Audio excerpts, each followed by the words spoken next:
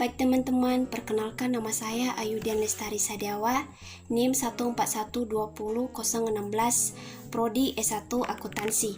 Nah, saya ingin menjelaskan CV dan PT.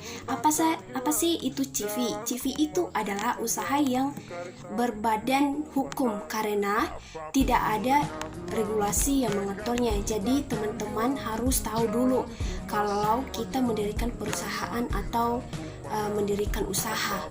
Bisa pertama Anda mendirikan usaha bermodalkan diri Anda sendiri, yaitu Anda mendirikan sebagai usaha perorangan atau UD. Tapi apabila Anda mendirikan usaha dengan beberapa orang, di mana mungkin Anda mendirikan usaha dengan teman Anda, atau Anda mendirikan usaha dengan saudara Anda, atau Anda mendirikan usaha dengan mungkin partner kerja yang sudah lama dengan Anda, boleh menggunakan CV. Jadi CV minimal 2 orang pemiliknya. Lalu karena CV ini adalah persekutuan, jadi CV adalah persekutuan komanditer, namanya aja persekutuan. Nah, jadi secara badan usaha dia diakui, tapi secara hukum mungkin kekuatan hukumnya di daerah CV ini belum terlalu kuat seperti PT. Jadi kalau CV misalnya Anda mau franchise, CV masih bisa Anda mau IPO. Jadi IPO itu adalah perusahaan Anda dilantaikan ke bursa, namanya IPO. Itu kalau CV belum bisa teman-teman. Kalau PT sudah bisa. CV badan usahanya, badan hukum mungkin kurang kuat, jadi 2 orang pendirinya. Lalu yang kedua adalah badan usaha. Yang ketiga kalau CV ini karena dia merupakan badan persekutuan, maka dia memiliki sekutu, yaitu pertama adalah sekutu aktif dan kedua adalah sekutu pasif. Nah, kalau sekutu pasif ini teman-teman, maka modalnya cuman memberikan Anda uang, tapi dia tidak bekerja. Tapi kalau sekutu aktif ini, dia memberikan uang dan dia bekerja. Jadi karena sekutu aktif namanya aja aktif, maka apabila terjadi apapun di dalam CV-nya, maka sekutu aktif akan bertanggung jawab terhadap apapun yang terjadi di dalam CV Anda. Jadi harus hati-hati kalau sudah punya CV dan Anda harus berkembang. Itu yang harus dilakukan itu secara legal teman-teman kalau misalnya CV.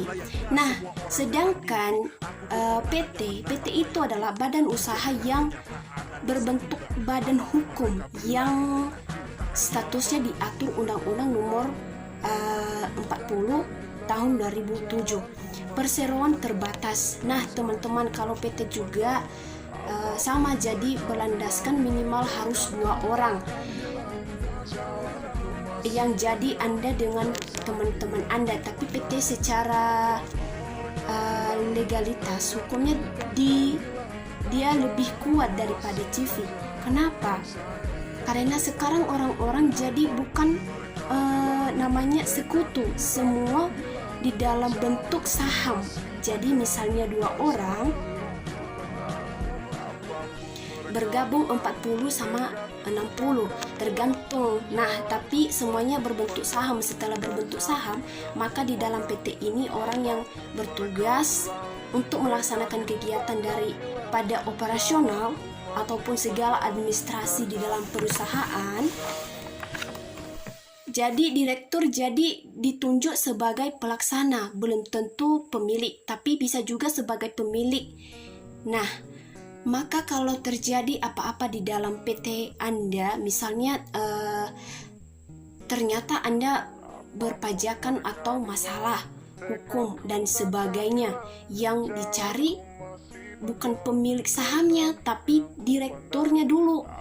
Kenapa? Yang dikenakan, dan misalnya Anda sebagai pemilik saham, maka apabila Anda terkena kebangkrutan atau apapun masalah hukum yang menimpa perusahaan Anda atau PT Anda, maka yang dikenakan atau yang diambil oleh hukum hanya sebesar modal yang Anda setor.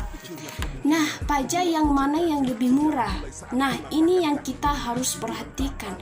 Banyak orang memiliki PT untuk membuat badan usaha. Kenapa?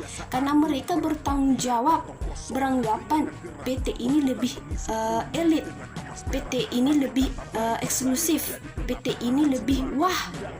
Ada benarnya teman-teman, kalau misalnya PT dibuat sebagai badan usaha atau badan hukum, Anda memang akan kelihatan lebih baik, tapi harus kita paham bahwa tidak semua perusahaan Anda membutuhkan sebuah PT. Kalau tidak, memang diwajibkan.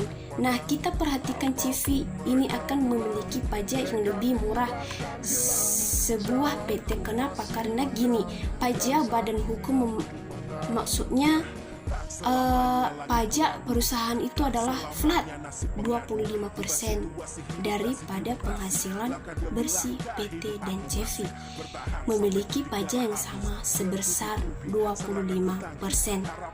Baik, terima kasih penjelasan saya. Thank you. Posisi belakang ke depan berubah, tidak mudah beratap, saya teramat susah.